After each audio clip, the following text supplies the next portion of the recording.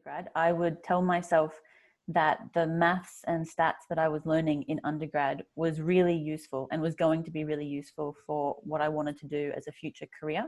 Some of the subjects that I took, I didn't really pay that much attention in. And in particular, some of the statistics subjects that I did them just to sort of make up, to fill in gaps of how many subjects I needed to take.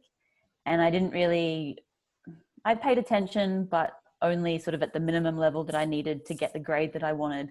I didn't really appreciate how useful that knowledge and those skills would be for the career that I was going to choose later. So I get excited about most things in mathematical biology and most things that I'm working on, and it's probably the same for most academics, that they're really excited about the work that they do. I get really excited about two different types of work that I do. The first is when the work is really strongly connected to the underlying biology of what I'm trying to model.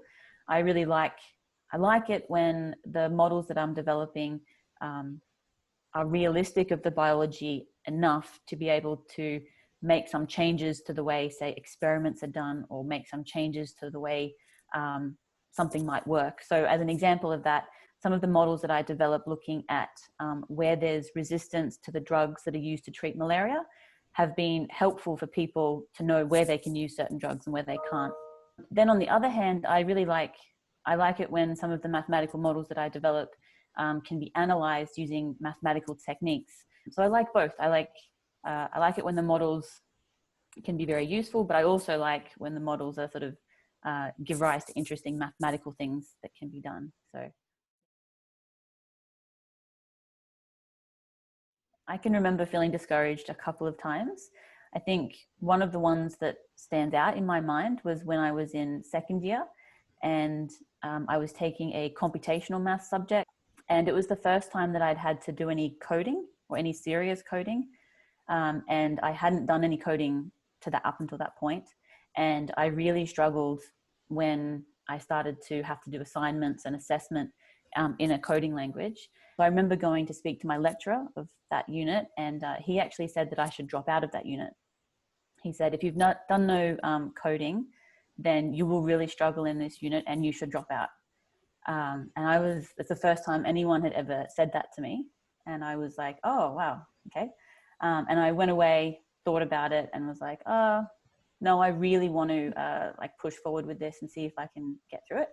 And I worked really hard. Like, I prioritized that subject over my other subjects. I put lots of effort into it. And in the end, I got a grade that I was really happy with. And like now, everything that I do is computational. So if I hadn't have pushed forward with that computational subject, I wouldn't have been able to sort of do the PhD topic that I did, and then now the research that I do. So yeah, I think that was the first time that I felt really discouraged, and had to kind of find a way to push through that to get the result that I wanted.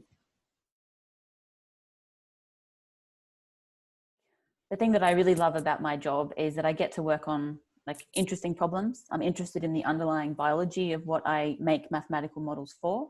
And I think it's the interest in those underlying biological problems that sort of makes me want to develop new models and better models that sort of explain that process better, I suppose.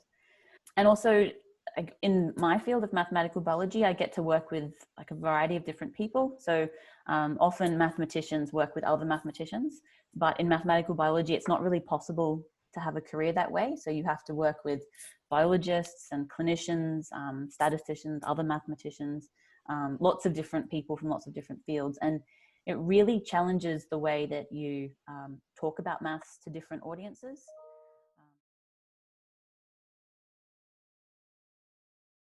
Definitely coding. I think, so we talked about that a little bit, like being able to code is a really important skill. And it doesn't necessarily matter what language you can code in, if it's MATLAB or R or Python or whatever language it is. Once you learn one, you can like sort of transfer that to another one relatively easily. It's more the idea that you are able to construct code to give you something out that you want from that code. So that's a huge skill that I think graduating students need to have if they want to go into something which is computational in any way. And then the second thing is writing skills. I don't think when I went through an undergrad, I didn't really have a lot of opportunity to write long reports for subjects. It was more sort of the standard, you know, question and answer assignments. And I think in any job, you ultimately will have to write pieces of text. So you have to really kind of forget what you know and try and explain it to them in a way that steps them through things logically. And I think that's something that I'm still learning. So I'm still really working on scientific writing and how I set up ideas. And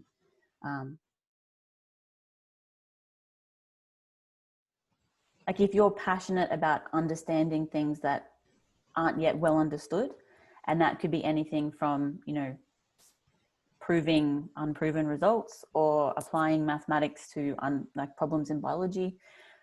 If you're passionate about sort of uncovering or answering unanswered questions, then I think academia is a good career path to go down. It's not a career for everyone. Like it's a very competitive career, and you have to get used to rejection a lot. So I'm not sure how much you've sort of heard about academic life, but you submit papers for publication and you submit grants to get funded. And often the success rates of these papers and grants and applications is really low. And so often really good applications for funding or for papers or whatever don't get accepted. And so you have to kind of get used to a certain frequency of rejection. And so that can be a little bit difficult to get used to.